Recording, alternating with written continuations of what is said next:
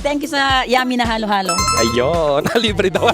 Aray ko. Lahat na nakausap natin ay mga overseas worker. At nag-enjoy po ako. Ito po yung gustong-gusto ko, yung makipagkwentuhan to random people. Welcome to Payan Talk, Random Visitor, Real Stories. Welcome to another episode of Payan Talk. Another week, another set of visitors. Magkikipagkwentuhan po tayo ulit sa ating mga bisita dito sa Payan. Let's go. Saan pa kayo galing, ma'am? Taga Daut Piang po. Ano po yung nag-udyok sa inyo para makapasyal dito sa Payan, ma'am? May invitation sa amin sa mga Lauban family. So galing po kayo sa reunion. Galing kami sa Reunion. Then, itong place na to nakikita namin sa Facebook. Kumusta naman so far, ma'am, yung first impression nyo dito sa lugar? Almost nag-around the world na ako. 23 years ako sa abroad. Parang na-amaze ako sa place na to. Ang dami ko nang napuntahang lugar na napakaganda. Pero dito, iba yung price ko talaga. Tsaka marami kayong mabibili dito. Parang Tianggi lang. Sabi nga, there's no place like home. Thank you sa pagbisita and I hope na makabalik pa rin kayo dito. And thank you sa yummy na halo-halo. Ayun, libre daw. Aray ko.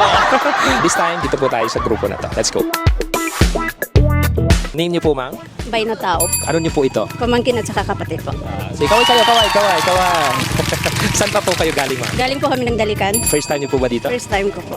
Ano yung nag-udyok sa inyo para pumasyal po dito? Pabalik na ako ng ibang bansa. So, bago ako babalik, mapuntahan man lamang itong lugar na to. Kasi nakikita ko lang through social media. Kanino niyo po napapanood? Followers mo ako at saka yung code PH. Oh, yan po ba? Oo. Kumusta naman po yung experience niyo na nandito kayo ngayon? Okay naman, masaya. At saka, ito, nag-enjoy kami. At saka isa pa yung asawa mo, bats ko rin. Okay. Di ba, galing po kayo sa ibang bansa. Usually, pag nasa ibang bansa, ang gaganda po ng mga lugar doon, right? Paano niyo po ikukumpara itong lugar natin doon po sa pinanggalingan niyo sa overseas? Wala pa rin pong papantay sa ganda ng sariling bayan natin. Kasi sa ibang bansa naman, through mall lang kami. Iba rin talaga yung dito. Thank you for visiting us, no? At sana ay makabalik pa kayo dito. And mag-iingat ka pabalik sa abroad. What a timing, ano? Lahat na nakausap natin ay mga overseas worker. Natutuwa tayo na kahit ano yung mga nakita nila sa mga lugar na pinanggalingan nila, still, no? Iba pa rin yung dito sa atin. That's our episode today. Magkita-kita po tayo ulit sa mga susunod pa nating episode. Thank you so much.